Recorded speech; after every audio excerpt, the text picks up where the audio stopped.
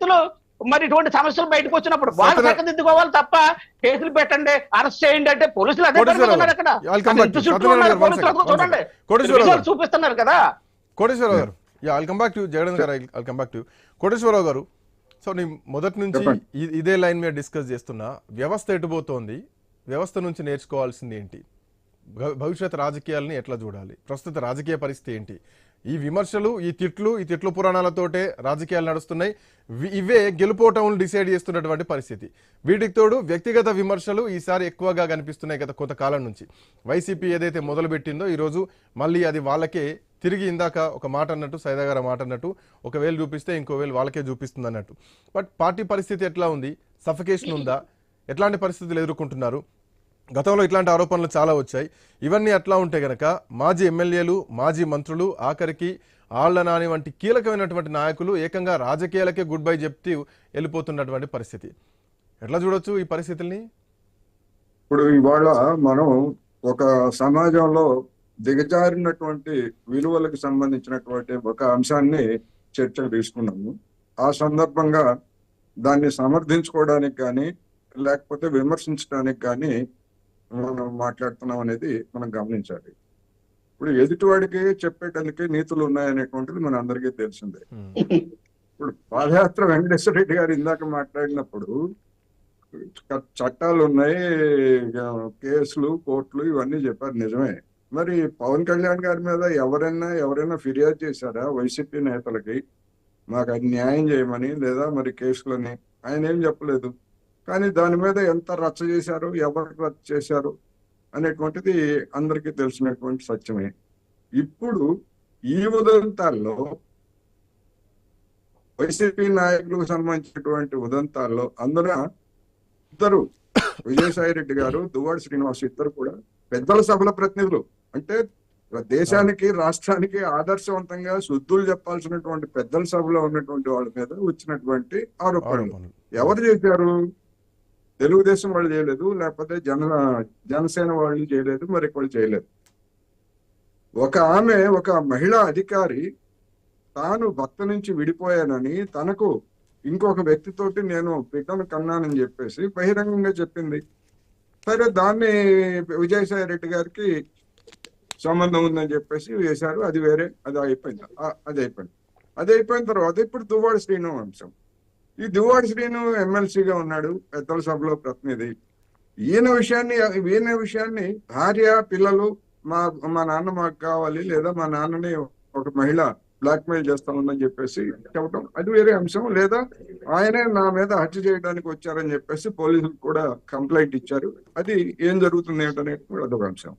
కానీ ఆయనతోటి కలిసి ఉంటున్నటువంటి ఒక మహిళ స్వయంగా చెప్పారు, నేను ఆయనతో కలిసి ఉంటున్నాను, నాకు మార్గదర్శకుడు, గైడు, అన్ని సర్వస్వం ఆయనే, నేను కలిసి ఉంటున్నాను, మేమిద్దరం లీగల్ గా పెళ్లి చేసుకోలేదు తప్ప మేము కలిసి ఉంటున్నాం అని చెప్పేసి ఆమె బహిరంగంగా చెప్పింది. దీనిలో ఇంకా చట్టం ఎవరైనా ఫిర్యాదు చేస్తారా? ఎవరు ఫిర్యాదు చేశారు? దీనిలో ఎవరు ఫిర్యాదు చేయలేదు. చట్టం ఏం చేస్తుంది, కోర్టులు ఏం చేస్తాయి? ఎవరేం చేయలేరు. దీనికి సామాజికంగా వాళ్ళకు ఉన్నటువంటి నైతిక బాధ్యతను గురించి ఇక్కడ మనం చెప్పుకోవడమే తప్ప చట్టాలు కూడా ఏం చేయలేవు. ఇప్పుడు మైనారిటీ తీరినటువంటి వాళ్ళు, వయసులో ఉన్నటువంటి ఒక ఇద్దరు వివాహ బంధంతో నిమిత్తం లేకుండానే పిల్లల్ని కనవచ్చు. దానికి వివాహం చేసుకున్నటువంటి వాళ్ళు కూడా, వివాహం కానటువంటి వాళ్ళు కాదు, చేసుకున్నటువంటి వాళ్ళు కూడా, ఎందుకంటే భర్త కన్సెంట్ అక్కర్లేదని లేదా కావాలని, ఇటువంటి అన్ని సుప్రీంకోర్టు కూడా తీర్పు ఇచ్చాయి కదా. అందువలన ఇవాళ సమాజం దిగజారినటువంటి విలువలకి ప్రతినిధులుగా ఉన్నటువంటి వాళ్ళు రాజకీయ పార్టీల్లో ఉన్నారు కనుక ఇటువంటి పరిణామాల గురించి చర్చించుకోవాల్సినటువంటి ఒక గర్హనీయమైనటువంటి పరిస్థితిని ఇవాళ ఆంధ్ర రాష్ట్రం చూస్తా ఉంటే అందుకనే చట్టపరంగా, వ్యక్తిగత జీవిత పరంగా, వ్యక్తిగత జీవిత పరంగా వాళ్ళ ఇష్టం అనుకోండి. బట్ చట్టపరంగా వచ్చేసరికి ఎట్లాంటి చర్యలు ఉంటాయి, అక్కడ ఏం మాట్లాడుకున్నారు, వాళ్ళేం ఆరోపణలు చేశారు, వీళ్ళేం ఆరోపణలు చేశారు, కుటుంబాల మధ్య ఎట్లాంటి నిర్ణయాలు తీసుకుంటారు, భవిష్యత్తు ఏంది, సో ఏదైనా కానీ మ్యూచువల్ అండర్స్టాండింగ్ తోటి వెళ్ళిపోతారు. బట్ కమింగ్ టు ఇందాక మీరు చెప్పినట్టు రాజకీయ వ్యవస్థలో ఎట్లాంటి మెజర్మెంట్స్ ఉండాలి, అంటే ఎట్లాంటి డెసిషన్స్ ఉండాలి, గతంలో చాలా ఆరోపణలు వచ్చాయి, వైసీపీలోంచి వచ్చాయి, మిగతా రాజకీయ పార్టీలు కూడా చాలా వచ్చాయి, దేశవ్యాప్తంగా కూడా వచ్చాయి, కొంతమంది గవర్నర్లే కూడా లీక్ అయినటువంటి సందర్భాన్ని మనం చూసినాం. బట్ పార్టీ క్రమశిక్షణ ఎట్లుండాలి, ఎట్లాంటి యాక్షన్లు తీసుకోవాలి? అంటే మనం దాని గురించి చెప్పుకోబోయే ముందు మొత్తం ప్రపంచంలో ఎట్లా ఉంది మనం చూస్తున్నాం. ఉదాహరణకి అమెరికాలో పోటీ చేసేటువంటి వాళ్ళు వ్యక్తిగత అంటే పోటీ చేసేటానికి ముందు ఎన్ని తిరుగుళ్ళైనా తిరగచ్చు, ఎవరితో ఎన్ని సంబంధాలైనా పెట్టుకోవచ్చు. కానీ పోటీ చేసే సమయానికి వాళ్ళు పవిత్రులుగా ఉండాలి అనేటువంటి ఒక ఊహాజనితమైనటువంటి వాతావరణం అమెరికా కానివ్వండి లేదా ఇతర ఐరోపా దేశాల్లో మనం చూస్తున్నాం. అటువంటి పరిస్థితే ఇప్పుడు ఆంధ్రదేశంలోను లేదా భారతదేశంలో వివిధ ప్రాంతాల్లో వచ్చిందనేటువంటిది మనకు తెలుసు. అందుకనే సొసైటీలో వచ్చినటువంటి డీజనరేషన్ అటువంటి వాళ్ళని సమాజం కూడా అంగీకరిస్తా ఉంది. ఆ విధమైనటువంటి విలువలకి తిలోదకాలు ఇచ్చి ఒలవలు లేకుండా తిరుగుతున్నటువంటి వాళ్ళని సమాజం కూడా సమర్థిస్తా ఉంది. ఇది ఆందోళనకరమైనటువంటి అంశం. అందుకనే అలాంటి వాళ్ళు కూడా తప్పు చేసి కూడా లేదా తప్పు అంటే భారతీయ చట్టాల ప్రకారం లేదా సాంప్రదాయాలు విలువల ప్రకారం జనం భావించేటువంటి తప్పులు, చట్టంలో తప్ప ఒప్పు అంటే చట్టంలో అదేమి తప్పు ఒప్పు అట్లా ఏమి లేదు. చట్టం ఆ విధంగా అంత లేదు, రిజిడ్ గా లేదు చట్టం. అందుకనే అటువంటి ఉంది కనుకనే ఆ దువ్వాడి శ్రీనివాస్ తోటి సహజీవనం చేస్తున్నటువంటి ఒక మహిళ ధైర్యంగా నేను సహజీవనం చేస్తున్నాను, నా ఇద్దరికి పెళ్ళయింది, మేము ఇద్దరం విడాకులు తీసుకోలేదు, అందుకని చట్టబద్ధంగా మేము వివాహం చేసుకోవడానికి కూడా మాకు వీలు లేదు, అందుకని మేము కలిసి ఉంటున్నాం అని చెప్పింది. నాకు అంతకు మించి వేరేగా లేదు కూడా అని చెప్పింది ఆమె. భార్య పిల్లలు ఏం చెప్తున్నారు, మాకు మా భర్త కావాలా లేకపోతే మా నాన్న కావాలని చెప్తున్నారు. అందుకని ఇక్కడ ఇవన్నీ కూడా ఏంటంటే ఒక దిగజారిన విలువల గురించి. ఇక మీరు అన్నట్టుగా ఈ ప్రభావం వైసీపీ మీద ఏమన్నా ఉంటుందా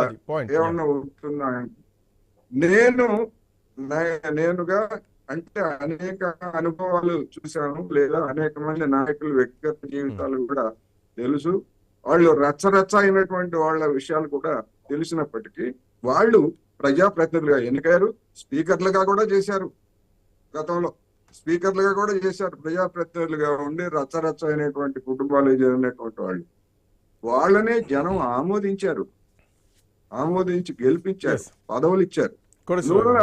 ఇవాళ ఏదో తెలుగుదేశం వైసీపీకి ఇటువంటి వాటి వల్ల ఏదో మచ్చదమబడుతుంది లేదా అదేదో ఉక్కిరి బిక్కిరి అవుతుందని ఈ కారణంగా అయితే అవుతుందని నేను అనుకోవట్లేదు. ఇతరత్ర రాజకీయ కారణాలతో అది ఉక్కిరి బిక్కిరి అవుతున్న మాట వాస్తవం. ఆ రాజకీయ కారణాలు ఏమిటి, వాటి పర్యవసానాలు అనేటువంటి దాన్ని మనం ఇంకొక సందర్భంలో చర్చించుకోవచ్చు. కానీ ఇలాంటి నైతికపరమైనటువంటి కారణాలకు వాళ్ళు ఎప్పుడో తిలోదకాలు ఇచ్చేశారు.